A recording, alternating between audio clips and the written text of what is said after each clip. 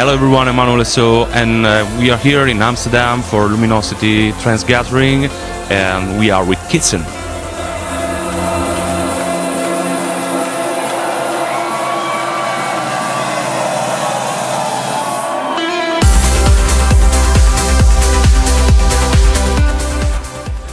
So, Manny, how you doing?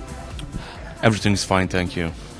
Really looking forward to play tonight at Luminosity, and really happy to be here with you. Yeah, we finally got time to do an interview. I met you several times, but we never done an interview before like this. Yeah, this is first time. We have many time. We met many times in the last years, but finally, I have an interview with you. You had to do an album first, you know. Yeah. So finally, I made it. So, how's Rome? You live in Rome, right?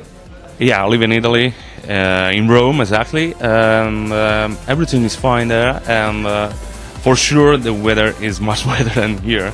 First Light was your debut album. How has it been received so far? It's going great, and I'm so proud about the result of my album. It's because I really worked hard on it, and it was just an idea from from Chris Hampshire from Discover. He called me one day, something like, "Hey Manny, it's time to make your own album. What do you think about?" I was like, "You serious?" And so we decided to fix everything, and I started making my album, and I was happy about the result, definitely. And I was so happy to work with my friends too, like Astoni Trensai, Fluctor, Sarah Pollino, and yeah, I don't know what to say, because I'm still living a dream, because releasing my own album, it's just like a dream for me. We go through the production process. Do you have any special moments that you remember from producing the album? No way. It was a really intense year, if you know what I mean. So I only focused on my album. The only thing I can say is that every single track, it was every single special moment of my life. Even with the track titles of the album, they have a special meaning for me. Okay, a tough question. What's your favorite track of the album? I can say one track, which is Precious, which is I made in really special moment of my life. But I don't know. I like. It's not because they were made by me, but I really like them. I really like. It's just like what I am. So I don't know. Precious and Asura. But I think the special one is Manuel le Saux, because I just made that track for my Manuel le Saux. If you know what Manuel le Saux is, yeah. You can tell the viewers. Manuel le Saux is a group of friends, because I don't want to call them fans. Fans is something else. Friends and big supporters of myself. That every day they show me love, they show me support. So Manuel le Saux is my way to say thank you very much for all your help.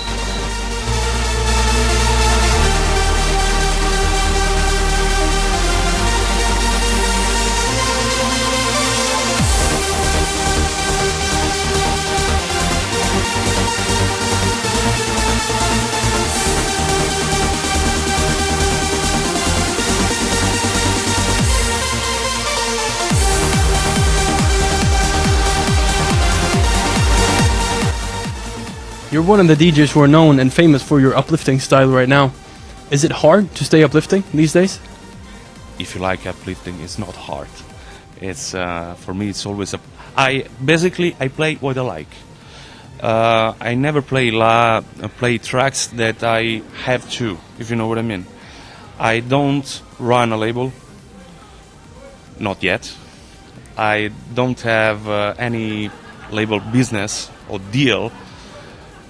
So I really play what I like. In my radio shows, in my live sets, you can find my how can I say that? My soul, if you know what I mean. Yeah. It's my way to listen and living the music. I hear you're thinking about creating your own label. What can you tell me about that?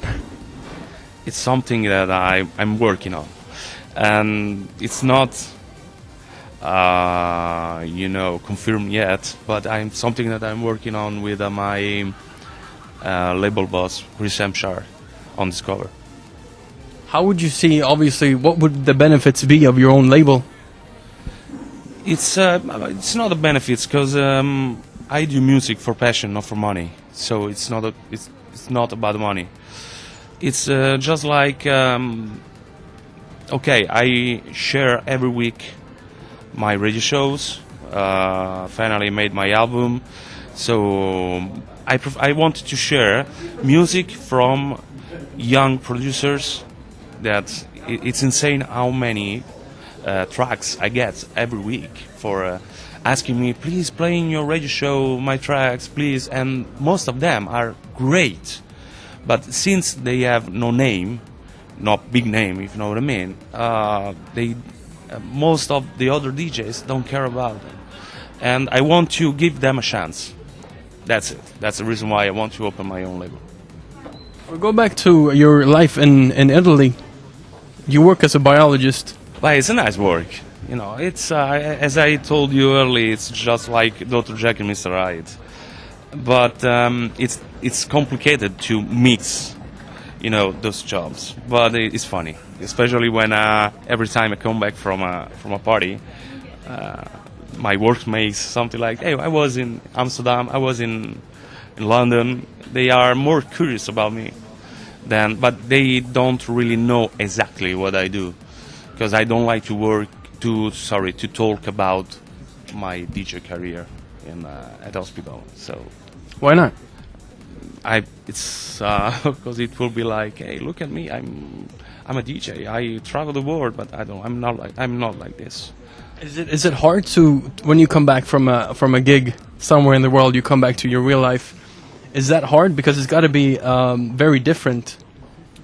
It's hard because every time I go to a party, I try to live the party as much as I can, if you know what I mean. Something like having fun, trying to share my feeling with my music to everyone. And every time I come back home, is just like I leave a piece of my heart to the club where I actually just played. And especially the cities. For example, I played in Melbourne 3 years ago, and I still miss Melbourne a lot, because the people over there were so magic and awesome. So it's really difficult. I know you like to watch football at home. Yeah, sometimes. But there's a problem, right, with watching football at home? Yeah. Okay. Actually, the big problem is my dog, that every time I watch a football match, she tries to beat the ball on the television. So I can't watch football anymore. So First Light was very recently released. How do you reload after an album release like that? What do you mean? How do you reload your productions? How do you start to produce again? Because releasing an album has to take out a lot of energy, right? Yeah, definitely. But actually I'm focusing more on remixing stuff and not working on my own tracks. But actually I'm looking for remixes for my album, On the pipeline I have Darren Porter remix and James Diamond remix and Kaimo K remix and Damian Weiss remix. So I'm just working on the remixes. So every single track will be released with new remixes, and that's what I'm working on actually. Who do you see right now carrying the uplifting torch? Because a lot of DJs are changing. I don't know if it's progression, evolution, but a lot of people are changing.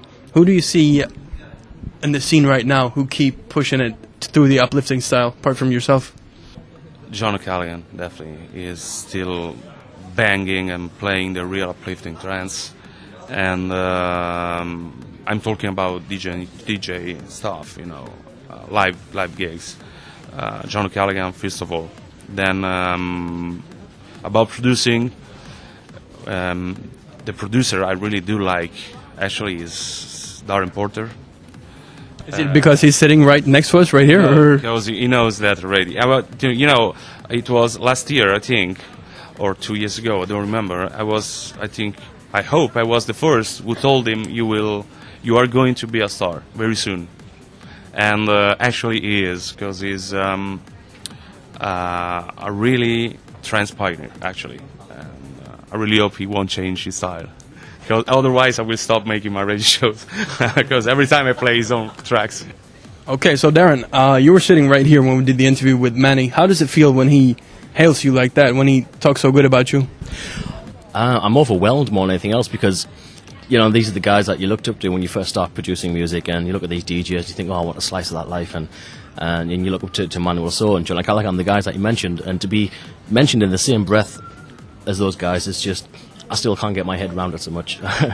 To be named as a guy to hold the torch for uplifting trance is, well, to be honest, I don't think there's any English word to describe it, to be honest. So it's I'm very, very humbled and very respectful to these guys, and and honoured more than anything else. So yeah, don't know what else to say about that. I think when it hits home a little bit and I started to realise what's happened, and all these people are saying so many nice things about me, I'm pretty sure I'll be able to give you a better answer. But right now I'm still shocked by it all, as much as you probably will be. Hopefully you'll have an answer by Luminosity Beach Festival. We'll do an interview, all right? Yeah. Hopefully, finally, yeah. Finally, eventually. I mean, that's a party as well. I've been attending that party as just a full-on trance fan, which I am. I am a huge trance fan, and to be able to make my own music and play it out in my own set at one of those sort of parties is, again, another overwhelming, humble experience, and I honestly can't wait to play it.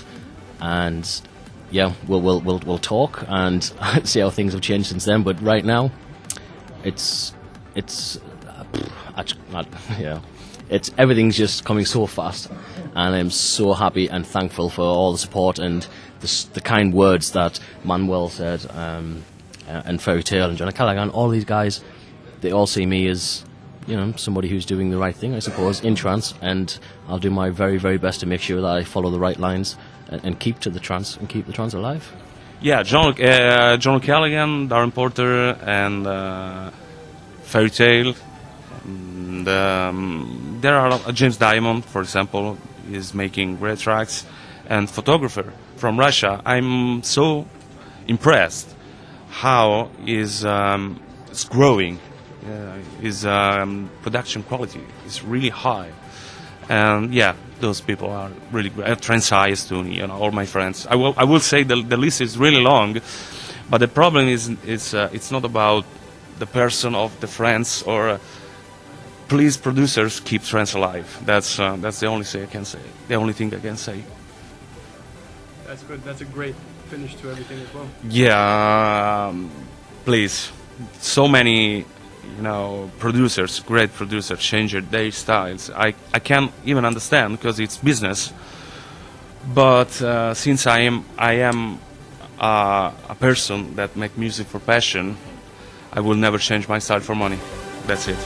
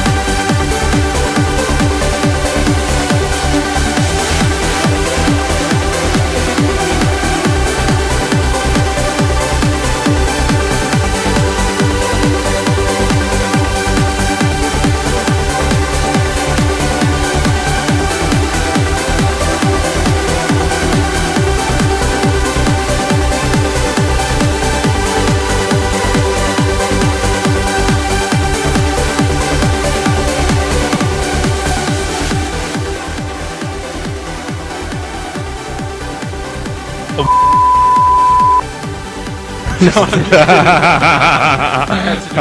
I was like, oh my god. You serious? Yeah, I wanted to ask you that.